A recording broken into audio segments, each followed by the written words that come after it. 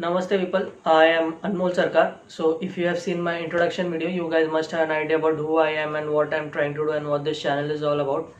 And if you have not seen that video, please go and watch that video. For Facebook, I'll share the link in the comment section, and for YouTube in the description below. So please do not forget to like and subscribe my Facebook page as well as my YouTube channel so I can come up with more such videos for you guys. So without wasting any further time, let's get straight down to today's topic. Okay, and before starting today's topic, I am thinking to create two pages, one for English and another for Hindi, because it becomes a very hectic for me to make videos in English and Hindi at the same time. So I will make Hindi videos differently and English video differently and put them on very different pages. So please like and subscribe to my Hindi page as well, which I'll be creating today. So without wasting any further time, let's get started. So if you have seen my last video, I was talking about how this Thailand report on Hindus, how multinational corporations were involved in conversion of Hindus, how they how they formed a special task force to especially to convert the Hindus, target the young students. In today's video, we shall see another such tactics where development is used as an evangelical tool or tool for conversion. It will sound very what we say amazing to you that how can development be used as an evangelical tool. It is a very positive term, and this is exactly the trap we are falling into. When somebody says development, we get very excited that development is happening, but the intention behind this is completely different. We shall see such videos or such techniques how they use development as an evangelical tool. Okay, for that we have to first see Edgar J. Elliston. Okay, he's an evangelical scholar based in the United States. He has said two things about this development which can be used for evangelical purposes. The first is, one sec. Yes, the first is beginning with the Berlin Congress on the world evangelization in 1963 and continuing. He quotes this. Okay, beginning with the Berlin Congress on world evangelization, which I was talking in the last video in 1963, and continuing through the countless meetings of the Lausanne movement. Lausanne movement and is this only the Berlin Congress, which was also famous by the name Lausanne Congress, and the 2000 and the AD 2000 movement, as well as the current research by Asian, African, and Latin American development leaders. The focus is much more on contextualized balance. This is very what he tries to say, that development is and evangelization should be placed on a balance wheel where both are complementing each other. Okay, this is what he's trying to say. Next he says evangelicals must no longer choose between evangelism or development, but rather they now must look ways for how these issues can be appropriately balanced in the local situation. So he is talking about balancing development and the evangelical purpose or the evangelical agendas.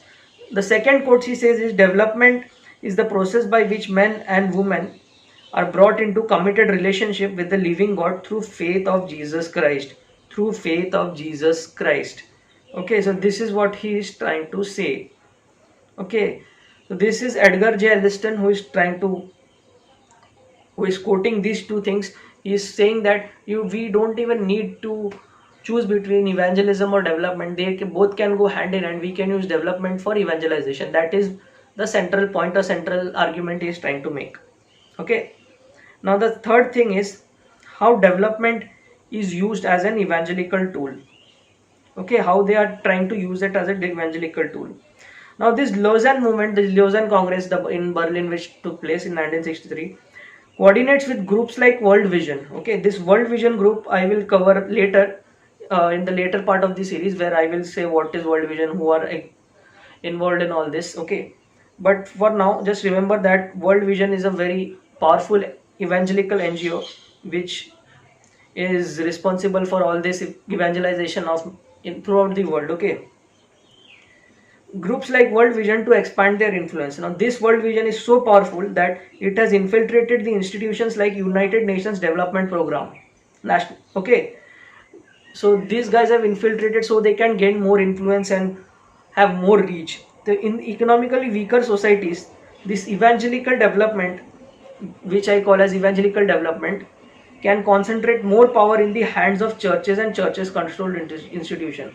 For example, I say that I will provide more development to you, more jobs to you, I will give students more scholarship. You will I am very sure that you will definitely get inclined to me and my ideologies. So this is how you are giving your powers to me.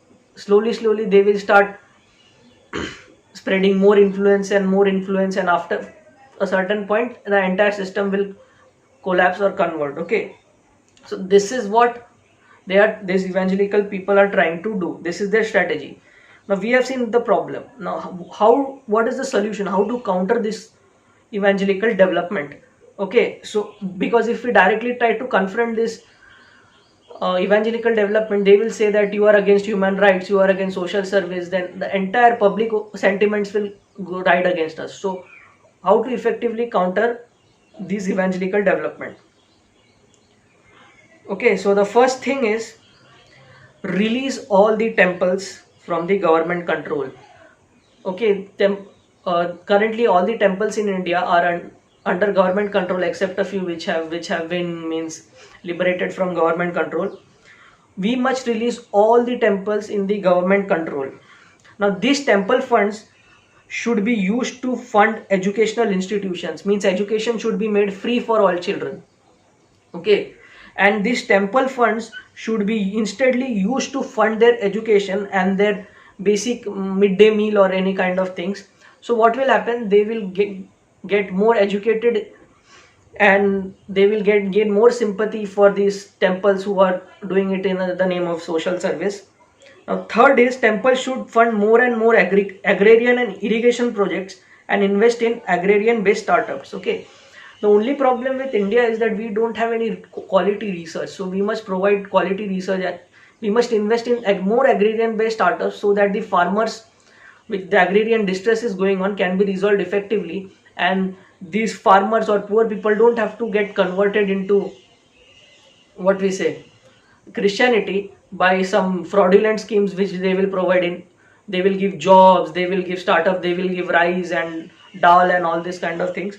So these temples only must fund. When they fund these farmers, they will get the money which they deserve, and when their stomachs are full, they will no longer have the necessity to get converted.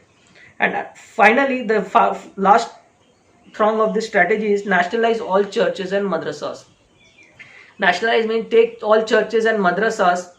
Madrasas means, for those who don't know, madrasas are the religious educational institution for Muslims.